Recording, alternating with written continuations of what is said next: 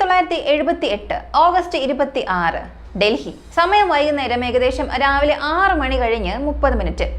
ഭഗവാൻ ദാസ് എന്ന പേരുള്ള ഒരാൾ തന്റെ സ്കൂട്ടറിൽ ഓഫീസിൽ നിന്ന് വീട്ടിലേക്ക് മടങ്ങുകയായിരുന്നു.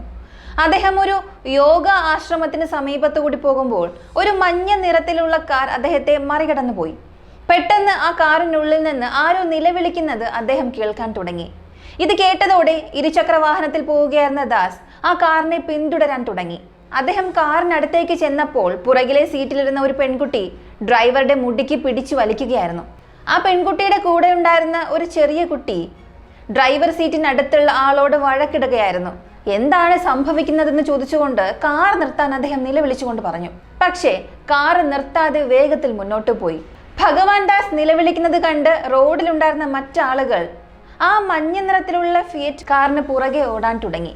അപ്പോൾ ഒരാൾ കാറിന്റെ ഹാൻഡിൽ പിടിച്ചു വലിച്ച് വാതിൽ തുറക്കാൻ ശ്രമിച്ചു. പക്ഷെ അദ്ദേഹത്തിന് കാറിന്റെ വാതിൽ തുറക്കാൻ സാധിച്ചില്ല. കാർ വളരെ വേഗത്തിൽ പോയതുകൊണ്ട് എല്ലാവരും ശ്രമിച്ചിട്ടും ആർക്കും ആ കാർ തടയാൻ കഴിഞ്ഞില്ല. ഇപ്പോൾ ഇന്ദ്രജിത്ത് എന്ന പേരുള്ള ഒരാൾ വിൽഡിംഗ്ടൺ ഹോസ്പിറ്റലിന് സമീപം ഇതേ കാർ കാണുകയും അവരെ പിന്തുടരാൻ തുടങ്ങുകയും ചെയ്തു. എന്നാൽ അദ്ദേഹം കാറിനടുത്തേക്ക് എത്തിയപ്പോഴേക്കും പെട്ടെന്ന് റെഡ് സിഗ്നൽ വന്നു. പക്ഷെ ആ മഞ്ഞക്കാർ റെഡ് സിഗ്നലിൽ ഒന്നും നിർത്താതെ വളരെ വേഗത്തിൽ മുന്നോട്ട് പോയി. അദ്ദേഹത്തിന് ആ കാറിനെ പിന്തുടരാനും സാധിച്ചില്ല. അപ്പോൾ ആരായിരുന്നു ആ കാറിനുള്ളിൽ ഉണ്ടായിരുന്നത്? അവർ ആ പെൺകുട്ടിയെയും ആൺകുട്ടിയെയും കാറിൽ തട്ടിക്കൊണ്ടുപോയതാണോ? അവരെ തട്ടിക്കൊണ്ടുപോയതാണെങ്കിൽ അവരെ രക്ഷിക്കാൻ കഴിഞ്ഞോ ഇല്ലയോ? ഈ തട്ടിക്കൊണ്ടുപോകലിന് പിന്നിലെ കാരണം എന്താണ്? 1978 ഇന്ത്യയെ മുഴുവനും ഉലച്ച ഒരു കേസ് ഡൽഹിയെ മുഴുവനും പിടിച്ചു കുലുക്കി. അന്നത്തെ വിദേശകാര്യമന്ത്രി വാജ്പേയി വരെ ആക്രമിച്ച, ഇന്ത്യയെ മുഴുവനും ഞെട്ടിച്ച ഒരു സെൻസേഷണൽ കേസിനെ കുറിച്ചാണ് നമ്മൾ ഇന്ന് അറിയാൻ പോകുന്നത്.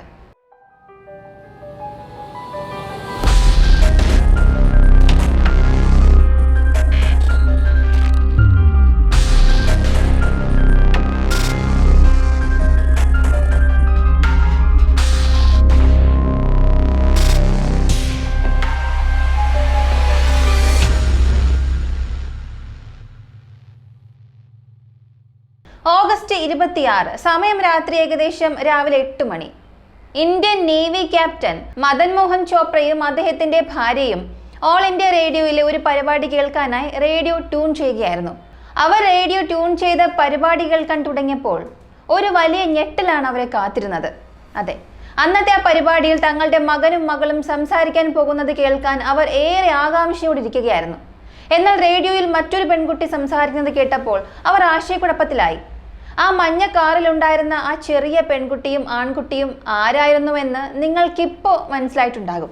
ക്യാപ്റ്റൻ ചോപ്രയുടെ മകൾ, സെക്കൻഡ് ഇയർ കോളേജ് വിദ്യാർത്ഥിനിയായ കൗമാരക്കാരി ഗീത ചോപ്രയും 10ാം ക്ലാസ്സിൽ പഠിക്കുകയായിരുന്ന സഞ്ജീവുമായിരുന്നു അത്. ഇപ്പോൾ അവരുടെ കുട്ടികൾക്ക് എന്തായിരുന്നു സംഭവിച്ചത്? തൻ്റെ കുട്ടികൾ എന്തുകൊണ്ടാണ് റേഡിയോയിൽ സംസാരിക്കാത്തത് എന്നോർത്ത് ചോപ്ര ആശയക്കുഴപ്പത്തിലായി. കൃത്യം രാവിലെ 9 മണിയാകാൻ 15 മിനിറ്റിന് ചോപ്ര റേഡിയോ സ്റ്റേഷനിലെത്തി. തൻ്റെ 2 കുട്ടികളും അവിടെ എത്തിയിട്ടില്ല എന്ന് കേട്ട് അദ്ദേഹം ഞെട്ടിപ്പോയി. ഇനി ഒട്ടും സമയം കളയാതെ ക്യാപ്റ്റൻ പോലീസ് സ്റ്റേഷനിലേക്ക് പോയി. തൻ്റെ 2 കുട്ടികളെയും കാണാനില്ല എന്ന് കാണിച്ച് ഒരു പരാതിയും അവിടെ നൽകി. ഒരു നേവി ക്യാപ്റ്റൻ നേരിട്ട് വന്നതുകൊണ്ട് പോലീസ് അപ്പോൾ തന്നെ FIR രജിസ്റ്റർ ചെയ്തു. അദ്ദേഹത്തിൽ നിന്ന് തന്നെ അന്വേഷണം ആരംഭിക്കുകയും ചെയ്തു. ക്യാപ്റ്റൻ പോലീസിനോട് പറഞ്ഞത് അദ്ദേഹത്തിന്റെ 2 കുട്ടികൾക്കും രാത്രി 8 മണിക്ക് ഓൾ ഇന്ത്യ റേഡിയോയിൽ ഒരു ഇന്റർവ്യൂ ഉണ്ടായിരുന്നു. അതിനായി അവർ ഏതാണ്ട് 7 മണിയോടെ റേഡിയോ സ്റ്റേഷനിൽ എത്തേണ്ടതായിരുന്നു. വൈകുന്നേരം ഏകദേശം 6:15 ആയപ്പോൾ ക്യാപ്റ്റൻ ഒരു പ്രധാനപ്പെട്ട ജോലി ഉണ്ടായിരുന്നതിനാൽ തനിക്ക് അവരെ റേഡിയോ സ്റ്റേഷനിൽ കൊണ്ടുപോയി വിടാൻ കഴിയില്ല എന്ന് അദ്ദേഹം പറഞ്ഞു. അതുകൊണ്ട് ഗീതയും സഞ്ജിയും വീട്ടിൽ നിന്ന് തനിച്ചാണ് ഇറങ്ങിയത്. രാത്രി 8 മണിക്ക് അവർ റേഡിയോയിൽ സംസാരിക്കാതിരുന്നത് കൊണ്ട് സംശയം തോന്നി. റേഡിയോ സ്റ്റേഷനിൽ പോയി അവരവിടെ എത്തിയിട്ടില്ല എന്നും ഉറപ്പുവരുത്തി. നേരെ പോലീസ് സ്റ്റേഷനിലേക്ക് വരികയായിരുന്നു എന്ന് അദ്ദേഹം പറഞ്ഞു. എന്നാൽ കുട്ടികളെ കാണാനില്ല എന്ന് ചോപ്ര പരാതി നൽകുന്നതിന് 2 മണിക്കൂർ മുൻപ് തന്നെ ഒരു കാറിലെത്തിയ 2 പേർ 2 കുട്ടികളെ തട്ടിക്കൊണ്ടുപോയതായി പോലീസിന് നിരവധി ഫോൺ കോളുകളും ലഭിച്ചിരുന്നു. തീർച്ചയായും നമ്മൾ ആമുഖത്തിൽ കണ്ടതുപോലെ കാറിന് പുറകെ ഓടിയ ഭഗവാൻ ദാസ് കൺട്രോൾ റൂമിൽ വിളിച്ച് ഇക്കാര്യം അറിയിച്ചിരുന്നു. അദ്ദേഹം പരാതി നൽകിയപ്പോൾ കാറിന്റെ നമ്പർ HRK 8930 ആണെന്നും പറഞ്ഞു. എന്നാൽ ഇത് കുറിച്ചെടുത്തപ്പോൾ ആ കൺട്രോൾ റൂമിലെ ഓപ്പറേറ്റർ HRK 8930 എന്നതിന് പകരം MRK 8930 എന്നാണ് രേഖപ്പെടുത്തിയത്. ഇങ്ങനെയുള്ള സാഹചര്യങ്ങളിൽ, അതായത് കുട്ടികളെയോ കൗമാരക്കാരായ പെൺകുട്ടികളെയോ കാണാതാകുമ്പോൾ അതിനുശേഷമുള്ള ഓരോ സെക്കൻഡും ഗോൾഡൻ അവേഴ്സ് ആയിരിക്കും, ഏറ്റവും വിലപ്പെട്ട സമയം എന്നാണ് അറിയപ്പെടുന്നത്. എന്നാൽ ഇവിടെ കാറിന്റെ നമ്പർ തെറ്റായി കുറിച്ചെടുത്തത് കൊണ്ട് അത് കുറ്റവാളികൾക്ക് അനുകൂലമായ ഗോൾഡൻ അവേഴ്സായി മാറി. നമ്പർ മാറിയതുകൊണ്ട് പോലീസ് തെറ്റായ വ്യക്തിയെ കേന്ദ്രീകരിച്ച് അന്വേഷണം ആരംഭിച്ചു. അടുത്തതായി കാറിനെ പിന്തുടർന്ന ഇന്ദ്രജിത്ത് മറ്റൊരു പോലീസ് സ്റ്റേഷനിൽ പരാതി നൽകി. അദ്ദേഹം ആ പരാതിയിൽ പറഞ്ഞത്, ഒരു മഞ്ഞ നിറത്തിലുള്ള കാറിൽ 2 പേർ 2 കുട്ടികളെ തട്ടിക്കൊണ്ടുപോയി. അതുകൊണ്ട് ഞാൻ എൻ്റെ സ്കൂട്ടിയിൽ അവരെ പിന്തുടർന്നു. പുറകിലെ സീറ്റിലിരുന്ന ആൺകുട്ടിയുടെ ഷർട്ടിൽ മുഴുവനും ചോരയുണ്ടായിരുന്നു.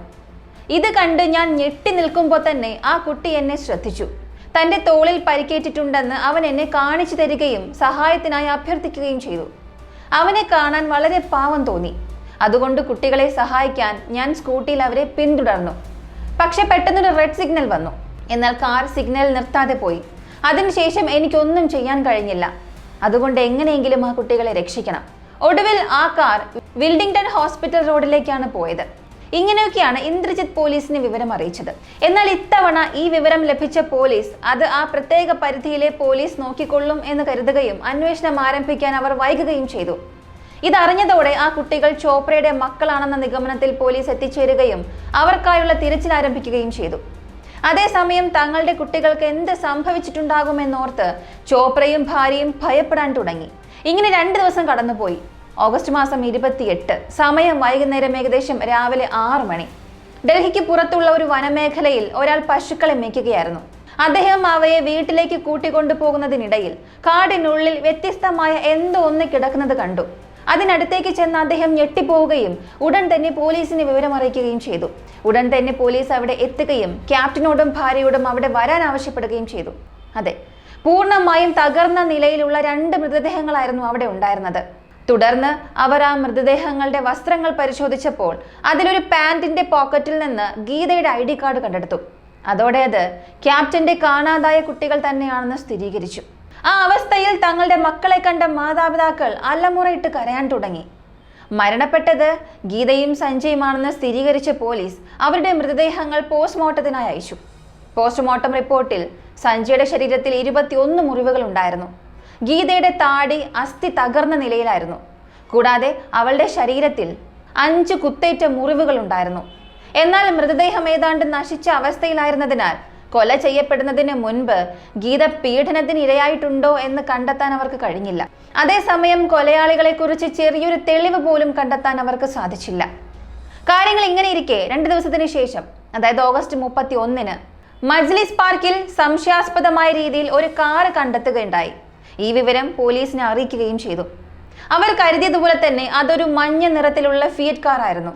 കാറിന്റെ നമ്പർ വെച്ച് പോലീസ് അതിന്റെ ഉടമസ്ഥനെ കണ്ടെത്തുകയും അന്വേഷണം ആരംഭിക്കുകയും ചെയ്തു. അപ്പോഴാണ് ഉടമസ്ഥൻ പറഞ്ഞത്, ഒരാഴ്ച മുൻപ് ഒരു ഹോട്ടലിന് മുന്നിൽ പാർക്ക് ചെയ്തിരുന്ന സമയത്ത് തന്റെ കാർ മോഷണം പോയതാണെന്ന്. തുടർന്ന് കാർ പരിശോധിച്ച ഫോറൻസിക് സംഘം വിരലടയാളങ്ങൾ, രക്തം, മുടി എന്നിവ പോലുള്ള തെളിവുകളും കണ്ടെടുത്തു. കൂടാതെ കാറിന്റെ ടയറിലെ ചെളി ശേഖരിച്ച് പരിശോധിച്ചപ്പോൾ അത് ഗീതയുടെയും സഞ്ജയുടെയും മൃതദേഹങ്ങൾ കണ്ടെത്തിയ സ്ഥലത്തെ ചെളിയുമായി ഒത്തുപോയി. ഇതോടെ ആ കുട്ടികളുടെ മരണവാർത്ത ഡൽഹിയിൽ വലിയൊരു സെൻസേഷണൽ വാർത്തയായി മാറാൻ തുടങ്ങി. ഗീത പഠിച്ചിരുന്ന ജീസസ് ആൻഡ് മേരി കോളേജിലെ വിദ്യാർത്ഥികൾ ഗീതയ്ക്ക് നീതി വേണമെന്നാവശ്യപ്പെട്ട് പ്രതിഷേധിക്കാൻ തുടങ്ങി. അപ്പോൾ വിദേശകാര്യമന്ത്രി വാജ്പേയിയും അദ്ദേഹത്തോടൊപ്പം ഉണ്ടായിരുന്ന ചില മന്ത്രിമാരും നീതി ആവശ്യപ്പെട്ട് റാലി നടത്തുകയായിരുന്ന വിദ്യാർത്ഥികളെ ആശ്വസിപ്പിക്കാനായി അവിടെ എത്തി. അതേസമയം സർക്കാരിനോട് കടുത്ത ദേഷ്യത്തിലായിരുന്ന വിദ്യാർത്ഥികൾ അവർക്ക് നേരെ കല്ലെറിയാൻ തുടങ്ങി. അത് വാജ്പേയിയുടെ മേൽ കൊള്ളുകയും അദ്ദേഹത്തിന് പരിക്കേൽക്കുകയും ചെയ്തു. അതുമാത്രമല്ല, അന്നത്തെ പ്രധാനമന്ത്രി മൊറാർജി ദേശായി നേരിട്ട് ക്യാപ്റ്റൻ ചോപ്രയുടെ വീട്ടിലേക്ക് പോവുകയും കുട്ടികൾക്ക് ആദരാഞ്ജലി അർപ്പിക്കുകയും ചെയ്തു. പ്രധാനമന്ത്രി നേരിട്ട് വീട്ടിലെത്തി ആദരാഞ്ജലി അർപ്പിച്ചുവെന്ന് പറഞ്ഞാൽ ഈ കേസ് എത്രത്തോളം സെൻസേഷണൽ ആയിരുന്നുവെന്ന് നിങ്ങൾ തന്നെ ചിന്തിച്ചു നോക്കുക. അതുകൊണ്ട് തന്നെ കൊലയാളികൾ എത്രയും വേഗം കണ്ടെത്താൻ പോലീസിന് മേൽ വലിയ സമ്മർദ്ദം ഉണ്ടായിരുന്നു. കാര്യങ്ങൾ ഇങ്ങനെ ഇരിക്കെ ഈ സംഭവം നടന്ന് കൃത്യം 11 ദിവസങ്ങൾക്ക് ശേഷം പോലീസ് ഒട്ടും പ്രതീക്ഷിക്കാത്തൊരു സംഭവം നടന്നു. സെപ്റ്റംബർ മാസം 8-ന് ഡൽഹിയിലേക്ക് വരികയായിരുന്ന കൽക്ക മെയിൽ ട്രെയിൻ ഒരു പ്രത്യേക സ്റ്റേഷനിൽ നിർത്തിയപ്പോൾ 2 പേർ വളരെ പെട്ടെന്ന് ആ ട്രെയിനിലേക്ക് കയറി. അവർ കയറിയത് ഒരു മിലിറ്ററി കമ്പാർട്ട്മെന്റ് ആയതുകൊണ്ട് അപരിചിതരായ 2 പേർ കയറുന്നത് കണ്ട സൈനികർ അവരോട് നിങ്ങൾ ആരാണ് എന്നും ID കാർഡ് ഉണ്ടോ എന്നും ചോദിച്ചു. അവരുടെ രണ്ടുപേരുടെയും മറുപടികൾ പരസ്പര വിരുദ്ധമായിരുന്നതിനാൽ മിലിറ്ററി ഓഫീസർമാർക്ക് സംശയം തോന്നി. അടുത്ത സ്റ്റേഷനിൽ വെച്ച് അവർ ഇവരെ പോലീസിന് കൈമാറി.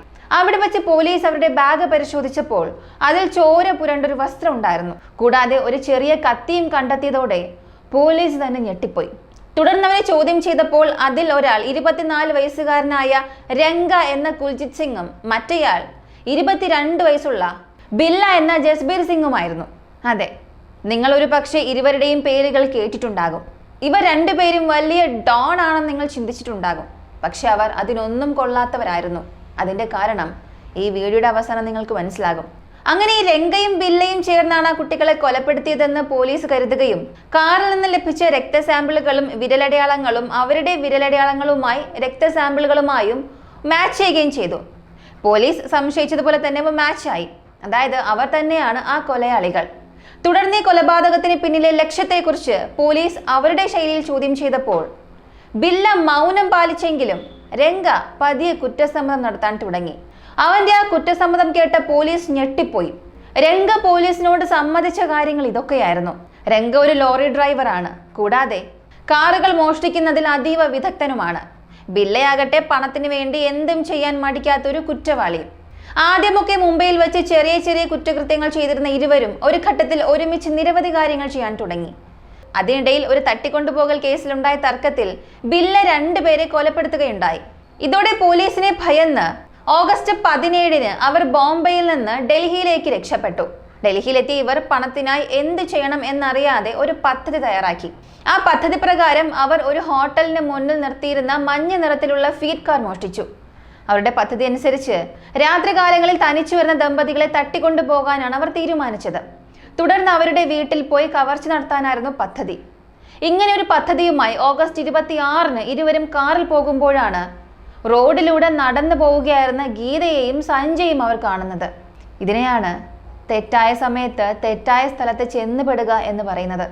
ഇതിനർത്ഥം എന്തെന്നാൽ നിങ്ങളുടെ ഭാഗത്ത് യാതൊരു തെറ്റും ഇല്ലെങ്കിൽ പോലും നിങ്ങൾ അതിൻ്റെ ഇരയായി മാറും. അതുപോലെ ഇവിടെ ഗീതയുടെയും സഞ്ജയുടെയും ഭാഗത്ത് യാതൊരു തെറ്റും ഉണ്ടായിരുന്നില്ല. പക്ഷേ അവർ ക്രൂരമായ രീതിയിൽ കൊല്ലപ്പെടാൻ പോവുകയായിരുന്നു. അങ്ങനെ അവർ കാറിൽ പോകുമ്പോൾ ആ കുട്ടികൾ ധരിച്ചിരുന്ന വസ്ത്രങ്ങളിൽ നിന്ന് അവർ പണക്കാരായ കുട്ടികളാണെന്ന് ബില്ലയും രംഗയും ഊഹിച്ചു. കുട്ടികളെ തട്ടിക്കൊണ്ടുപോയി അവരുടെ മാതാപിതാക്കളോട് പണം ആവശ്യപ്പെടാൻ അവർ തീരുമാനിച്ചു. തുടർന്ന് അവർ കുട്ടികളോട് ലിഫ്റ്റ് വേണോ എന്ന് ചോദിച്ചു. ആ സമയത്ത് മഴ പെയ്യുന്നുണ്ടായിരുന്നതിനാലും ഗീതയ്ക്കും സഞ്ജയ്ക്കും റേഡിയോ സ്റ്റേഷനിൽ വേഗത്തിൽ എത്തേണ്ടതുണ്ടായിരുന്നതിനാലും അവരുടെ കെണിയെക്കുറിച്ച് അറിയാതെ അവർ കാറിനുള്ളിൽ കയറി. ഈ സാഹചര്യത്തിൽ എനിക്കൊരു കാര്യം നിങ്ങളോട് പറയണം. അപരിചിതരെ എപ്പോഴും ഭയപ്പെടുക. സ്ട്രേഞ്ചേഴ്സ് ഓൾവേസ് ഡേഞ്ചർ എന്ന് നിങ്ങൾ ഓർക്കണം. നല്ല ആളുകൾ ഉണ്ടാകാം, പക്ഷെ അവരെ നമുക്ക് എങ്ങനെ തിരിച്ചറിയാൻ കഴിയും? അതുകൊണ്ട് അപരിചിതരെ ഒഴിവാക്കുന്നതാണ് എപ്പോഴും നല്ലത്. അവരങ്ങനെ കാറിൽ കയറി ഏതാനും മിനിറ്റുകൾക്കുള്ളിൽ തന്നെ കാർ റേഡിയോ സ്റ്റേഷനും പിന്നിട്ട് മുന്നോട്ട് പോകാൻ തുടങ്ങി. ഇത് കണ്ട് കാർ നിർത്താൻ കുട്ടികൾ ആവശ്യപ്പെട്ടുകൊണ്ടേയിരുന്നു. പക്ഷെ കാർ നിർത്തിയില്ല. ഇതോടെ കുട്ടികൾ ഞെട്ടിപ്പോയി. അവർ കാറിന്റെ വാതിൽ തുറക്കാൻ ശ്രമിച്ചെങ്കിലും രംഗ നേരത്തെ തന്നെ അതിന്റെ ഹാൻഡിൽ മാറ്റിവെച്ചിട്ടുണ്ടായിരുന്നു. തങ്ങളെ തട്ടിക്കൊണ്ടു പോവുകയാണെന്ന് കുട്ടികൾ തിരിച്ചറിഞ്ഞത് അപ്പോഴാണ്. അതോടെ കുട്ടികൾ സഹായത്തിനായി നിലവിളിക്കാൻ തുടങ്ങി. അത് അസമയത്തൊന്നും ആയിരുന്നില്ല. വൈകുന്നേരം ഏതാണ്ട് 7 മണിയായിരുന്നു. അതുകൊണ്ട് നിലവിളി കേട്ട് ഒട്ടനവധി ആളുകൾ ആ കാറിനെ പിന്തുടരാൻ തുടങ്ങി. ആ സമയത്താണ് ഞാൻ ആമുഖത്തിൽ പറഞ്ഞ കാര്യങ്ങൾ നടക്കാൻ തുടങ്ങിയത്. അതേസമയം കാർ നിർത്താനായി ഗീത ബില്ലയുടെ മുടിയിൽ പിടിച്ചു വലിക്കാൻ തുടങ്ങി. ഈ വശത്ത് സഞ്ജയ് രംഗയെ അടിക്കാനും തുടങ്ങി. ഉടൻ തന്നെ രംഗ ഒരു കത്തി കാണിച്ച് മിണ്ടാതിരിക്കാൻ അവരെ ഭീഷണിപ്പെടുത്തി. പക്ഷേ ഒരു നേവി ഓഫീസറുടെ മക്കളായതുകൊണ്ട് കുട്ടികൾ ഒട്ടും ഭയന്നില്ല. അവർ തിരിച്ചടിക്കാൻ തുടങ്ങി. അതിനിടയിൽ ആ കത്തി സഞ്ജയുടെ തോളിൽ ബലമായി കുത്തിക്കയറി. ഏതാനും മിനിറ്റുകൾ കഴിഞ്ഞപ്പോൾ ഇന്ദ്രജിത്ത് അവരെ കണ്ടു. ഇന്ദ്രജിത്ത് തങ്ങളെ അതിശക്തമായി പിന്തുടരുന്നത് കണ്ട് ഭയന്ന രംഗ കുട്ടികളെ ഇവിടെ ഉപേക്ഷിച്ച് നമുക്ക് പോയിക്കൂടെ എന്ന് ബില്ലയോട് ചോദിച്ചു. എന്നാൽ ക്രൂരനായ കൊലയാളി ബില്ല അത് സമ്മതിച്ചില്ല. തുടർന്നവർ 2 പേരും കുട്ടികളെ ഭീഷണിപ്പെടുത്തിക്കൊണ്ട് അവരുടെ അച്ഛൻ എന്താണ് ചെയ്യുന്നത് എന്നവരോട് ചോദിച്ചു. അതിന് തങ്ങളുടെ അച്ഛൻ ഒരു നേവി ഓഫീസർ ആണെന്ന് കുട്ടികൾ പറഞ്ഞു. തങ്ങളെ വിട്ടയച്ചില്ലെങ്കിൽ അച്ഛൻ അവരെ വെറുതെ വിടില്ല എന്നും 2 പേരും പോലീസിന്റെ പിടിയിലാകുമെന്നും അവർ പറഞ്ഞു. തങ്ങൾ പിടിക്കപ്പെട്ടാൽ മുൻപ് ചെയ്ത 2 കൊലപാതകങ്ങൾക്ക് കൂടി ശിക്ഷിക്കപ്പെടുമെന്നോർത്ത് അവർ 2 പേരും ഭയപ്പെടാൻ തുടങ്ങി. എന്നാൽ അതുമാത്രമല്ലായിരുന്നു കാരണം. കാർ ഓടിച്ചിരുന്ന ബില്ല ഗീതയെ മോശമായ രീതിയിൽ നോക്കാൻ തുടങ്ങി. അതോടെ ബില്ല മറ്റൊരു ക്രൂരമായ പദ്ധതി തയ്യാറാക്കാൻ തുടങ്ങി. അതായത്, ഈ കാറുമായി നമുക്ക് ആളൊഴിഞ്ഞ ഒരു റോഡിലേക്ക് പോകാമെന്നും അവിടെ വെച്ച് വഴിപോക്കരായ വണ്ടിക്കാരോട് ഗീതയെ കൊണ്ട് ലിഫ്റ്റ് ചോദിപ്പിക്കാമെന്നും തുടർന്ന് അവരെ കൊള്ളയടിച്ച ശേഷം ഈ 2 കുട്ടികളെയും വിട്ടയക്കാമെന്നായിരുന്നു ഈ വ്യാജ പദ്ധതി. കുട്ടികൾ കേൾക്കാൻ വേണ്ടിയാണ് അവർ ഇങ്ങനെ ഒരു വ്യാജ പദ്ധതി തയ്യാറാക്കി പറഞ്ഞത്. ഇത് കേട്ടതോടെ ഗീതയും സഞ്ജയും അല്പം ശാന്തരാവുകയും തങ്ങളെ വിട്ടയക്കുമല്ലോ എന്ന് കരുതി ആശ്വസിക്കുകയും ചെയ്തു. അതുവരെ ശക്തമായി പോരാടിക്കൊണ്ടിരുന്ന അവർ 2 പേരും പിന്നീട് കാറിനുള്ളിൽ വെച്ച് വഴക്കിടാനോ നിലവിളിക്കാനോ പോകാതെ ശാന്തരായിരുന്നു. പക്ഷെ അത് തങ്ങളെ പറ്റിക്കാനുള്ള കള്ളമായിരുന്നുവെന്നും അതിനുശേഷം വരാനിരിക്കുന്ന ദാരുണമായ അവസ്ഥയെക്കുറിച്ചും ആ പാവം കുട്ടികൾ അറിഞ്ഞിരുന്നില്ല. അങ്ങനെ കാർ ആളൊഴിഞ്ഞ ഒരു വനമേഖലയിൽ എത്തിയപ്പോൾ ബില്ലയും രംഗയും അവരുടെ യഥാർത്ഥ പദ്ധതി നടപ്പിലാക്കാൻ തുടങ്ങി. അവർ ഗീതയെ കാറിനുള്ളിൽ പൂട്ടിയിട്ട ശേഷം സഞ്ജയ് കാട്ടിലേക്ക് വലിച്ചിഴച്ചു കൊണ്ടുപോയി. കുറച്ചു ദൂരം മുന്നോട്ട് കൊണ്ടുപോയതിനു ശേഷം ബില്ല രംഗയുടെ കയ്യിൽ ഒരു കത്തി കൊടുത്തു. എന്നിട്ട് സഞ്ജയ് കൊലപ്പെടുത്താൻ ആവശ്യപ്പെട്ടു. എന്നാൽ രംഗ അതിന് വിസമ്മതിച്ചു. അവരുടെ സംസാരം കേട്ടതോടെ സഞ്ജയ് ഭയപ്പെടാൻ തുടങ്ങുകയും തന്നെ വിട്ടയക്കണം എന്ന് പറഞ്ഞ് അവർക്ക് മുന്നിൽ കെഞ്ചുകയും ചെയ്തു. താൻ പറഞ്ഞത് രംഗ അപ്പോൾ തന്നെ അനുസരിക്കാത്തത് കൊണ്ട് ബില്ലയ്ക്ക് കടുത്ത ദേഷ്യം വന്നു. അവൻ രംഗയ്ക്ക് നേരെ ശബ്ദമുയർത്തി സഞ്ജയെ കൊല്ലാൻ ആക്രോശിച്ചു. അവൻ അലർന്നത് കണ്ട് ഭയന്നുപോയ രംഗ ആ കത്തി ഉപയോഗിച്ച് സഞ്ജയെ കുത്തി. ആ ചെറിയ കുട്ടിയുടെ നിലവിളി രംഗയ്ക്ക് താങ്ങാൻ കഴിയുന്നതിലും അപ്പുറമായിരുന്നു. അതുകൊണ്ട് അവനെ വീണ്ടും കുത്തണോ വേണ്ടയോ എന്ന് രംഗ മടിച്ചു നിന്നു. കാരണം ഞാൻ നേരത്തെ പറഞ്ഞതുപോലെ രംഗ വെറും ഒരു ചെറിയ കള്ളൻ മാത്രമായിരുന്നു. എന്നാൽ യാതൊരു ദയയുമില്ലാതെ ക്രൂരമായ കൊലപാതകങ്ങൾ ചെയ്യുന്നവനായിരുന്നു ബില്ല. അവൻ ഉടൻ തന്നെ രംഗയുടെ കയ്യിൽ നിന്നും ആ കത്തി പിടിച്ചു വാങ്ങി ഒരു രാക്ഷസനെ പോലെ സഞ്ജയ് ക്രൂരമായി മാറി മാറി കുത്താൻ തുടങ്ങി. വേദന കൊണ്ട് പിടഞ്ഞ സഞ്ജയ് ഒടുവിൽ രക്തത്തിൽ കുളിച്ച് അവിടെ തന്നെ മരണപ്പെട്ടു. ഇത് കണ്ട് രംഗ പൂർണ്ണമായും ഭയന്ന് വിറച്ചുപോയി. ഇതിനുശേഷം അടുത്തതായി ഗീതയെ കൊലപ്പെടുത്താനായി ആ കത്തിയുമായി അവർ 2 പേരും കാറിനുള്ളിലിരിക്കുന്ന ഗീതയുടെ അടുത്തേക്ക് നടക്കാൻ തുടങ്ങി. അവർ കാറിന്റെ വാതിൽ തുറന്നപ്പോൾ അവരെ കണ്ട ഗീത സഞ്ജയ് എവിടെ എന്ന് ചോദിച്ച് കരയാൻ തുടങ്ങി. മിണ്ടാതിരുന്നാൽ മാത്രമേ സഞ്ജയുടെ അടുത്തേക്ക് കൊണ്ടുപോവുകയുള്ളൂ എന്ന് ബില്ല പറഞ്ഞു. തുടർന്ന് അവൻ ഗീതയെ വളരെ ക്രൂരമായി പീഡിപ്പിക്കാൻ തുടങ്ങി. അതിനുശേഷം രംഗയും ഗീതയെ പീഡനത്തിന് ഇരയാക്കി. രംഗ തന്റെ ക്രൂരത അവസാനിപ്പിച്ചതിന് പിന്നാലെ വീണ്ടും ബില്ല ഗീതയുടെ അടുത്തേക്ക് നീങ്ങി. ആ സമയത്ത് ഗീത ബില്ലയുടെ കയ്യിൽ നിന്നും കത്തി പിടിച്ചു വാങ്ങി അവന്റെ തലയിൽ കുത്താൻ തുടങ്ങി. ബില്ല ഒന്ന് പതറിയ ആ നിമിഷത്തിൽ ഗീത കാറിൽ നിന്നും ഇറങ്ങി വളരെ വേഗത്തിൽ ഓടാൻ തുടങ്ങി. എന്നാൽ 2 പേരും ചേർന്ന് ഗീതയെ പിടികൂടി കാട്ടിലേക്ക് വലിച്ചിഴച്ചു കൊണ്ടുപോയി. ഒരു വശത്ത് ഗീത അവരോട് ശക്തമായി പോരാടുമ്പോഴും അവൾ തന്റെ അനിയനെ തിരയുകയായിരുന്നു. സഞ്ജയെ കൊലപ്പെടുത്തിയ ആ സ്ഥലത്തിന് അടുത്തെത്തിയപ്പോൾ തന്റെ അനിയനെ ആ അവസ്ഥയിൽ കണ്ട ഗീത പൊട്ടിക്കരഞ്ഞു. ആ അവസരം മുതലെടുത്ത ബില്ല ഗീതയെ പുറകിൽ നിന്ന് കുത്തി. അവൻ കത്തി ഉപയോഗിച്ച് 5 തവണ മാറി മാറി കുത്തിയതിനെ തുടർന്ന് ഗീതയും പതിയെ മരണത്തിന് കീഴടങ്ങി. അവളുടെ മരണം ഉറപ്പാക്കിയ ശേഷം അവർ ആ കാറും മറ്റൊരിടത്ത് പാർക്ക് ചെയ്തു. എന്നിട്ട് ബോംബെയിൽ രക്ഷപ്പെട്ടു.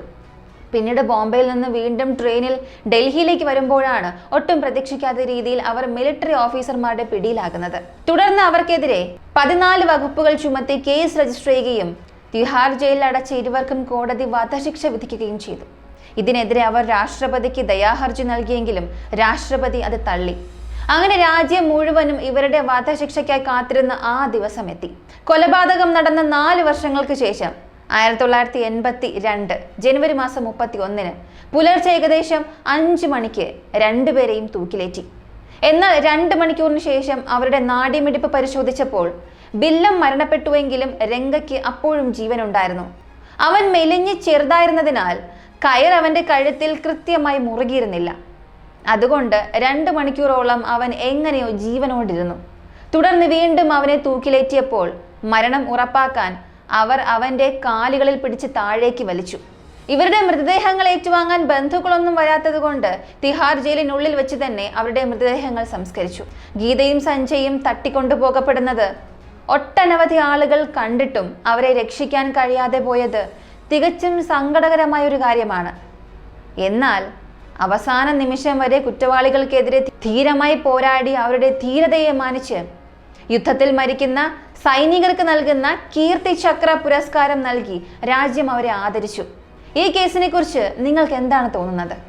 ഗീതയെയും സഞ്ജയെയും കുറിച്ചുള്ള നിങ്ങളുടെ അഭിപ്രായം എന്താണ്? രംഗയെയും ബില്ലയെയും കുറിച്ച് നിങ്ങൾക്ക് മുൻപ് അറിയാമായിരുന്നു? നിങ്ങളുടെ അഭിപ്രായങ്ങൾ മറക്കാതെ താഴെ കമന്റിൽ പറയുക. അടുത്ത ഏത് കേസിനെ കുറിച്ചാണ്, ഏത് ടോപ്പിക്കിനെ കുറിച്ചാണ് നിങ്ങൾക്ക് അറിയേണ്ടത്? അതും കമന്റിൽ പറയാം. അടുത്ത വീഡിയോയിൽ വീണ്ടും കാണാം.